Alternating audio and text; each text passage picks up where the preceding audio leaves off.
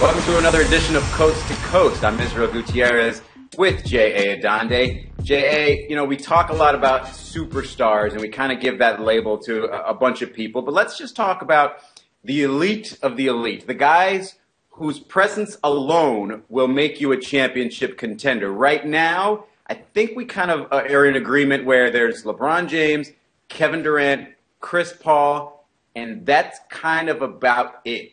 Who else do you see either joining this group or sort of right on the edge of it and probably will never get to that group? Well, the prime candidate right now is Paul George, who has his Pacers off to the best start in the NBA.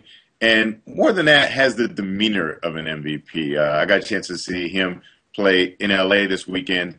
And it seemed like every time the Clippers would get a little bit of momentum, they get an alley-oop dunk, and the crowd would be going crazy. He'd come right back and drain a three-pointer, and all that excitement would last about, 5 seconds or so, and then he would ice the crowd. And then he didn't make the big shots in the end, but his willingness to take the big shots in that game indicated to me a guy who is moving his team up, who is the driving force, who is setting an example for the rest of his teammates, and I think those are all components of what an MVP should be. Well, let's get this much clearer. Guys like James Harden, Dwight Howard, Russell Westbrook, they're on the cusp. I mean, I don't think personally, I don't think Dwight or Russell will ever really get there. James Harden might, but we don't really know yet. So we're talking about guys who we don't really know if they seem to be on their way. And I agree with you with Paul George. I mean, he had that game against the Clippers where he took but didn't make the big shots. And then the very next game against Portland, dropped 43 and made seemingly every shot, including all the big ones late, even though they lost that game. I'm in agreement with you. I think Paul George is there. Defensively, I think he's such a quality two-way player that, it's an element that doesn't really always show up in the stat sheet, but he made an impact there. I think he's almost there. I think we've got to see the rest of this season how it plays out. I don't see any reason why he would drop off at all because, his career arc has just been elevation the entire way. There's a couple of guys that I feel like are close, though, and it's Steph Curry and Kevin Love. Steph, I don't think he gets enough credit for what he does in terms of, especially this year, helping teammates and making them better. And then he's just got that unstoppable element. Like, if he takes a shot, you have no control over it. Whether it's defended well or not, you feel like it's going to go. And especially when it's the three, it's such a difference maker.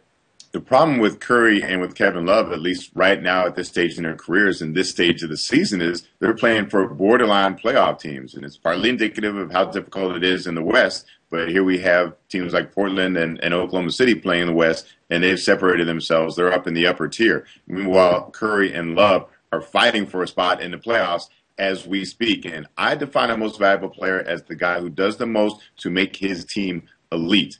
You can't say that about either of those guys right now. Maybe that'll change by the end of the season. And the reason why it's so important whether or not any of these guys can be an MVP is because history tells us you need an MVP on your roster in order to win a championship. 30 of the last 34 champions, I should say, had an MVP, a current or former MVP, on their rosters. So I think if we're going to ask, can the Pacers make that next step? Can the Clippers get to an NBA Finals? The question we need to answer first is whether or not a Paul George or a Chris Paul can be the MVP of the league. Because traditionally, you need one of those guys on your team if you're going to win it all.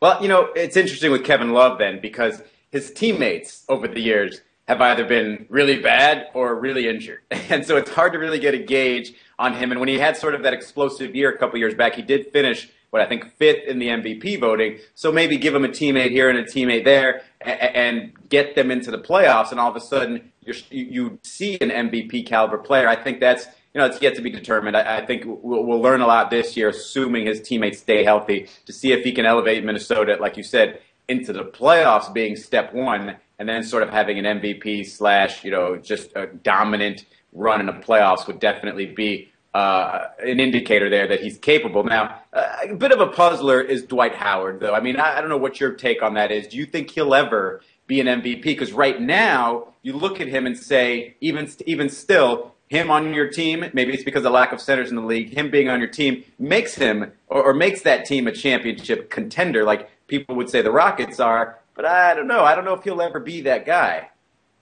Yeah, watching him this season occurred to me, I don't think he'll ever win an MVP, which it's one of the prerequisites, one of the hopes at least for being a number one pick. You would expect that guy to go on and to become an MVP of the league, in part because voters don't tend to value what he brings. And he is capable of leading the league in rebounding. Did it even last season when his back wasn't very healthy. He can alter a team's defensive outlook because he's just so dominant in the paint, and he can make up for a teammate's mistakes. So he can bring a lot of value to the team, but do those things transfer into MVP votes? I think it might turn out that the closest he ever got in his career was the year that Derrick Rose beat him out to get the award a couple of years ago. Can James Harden get there?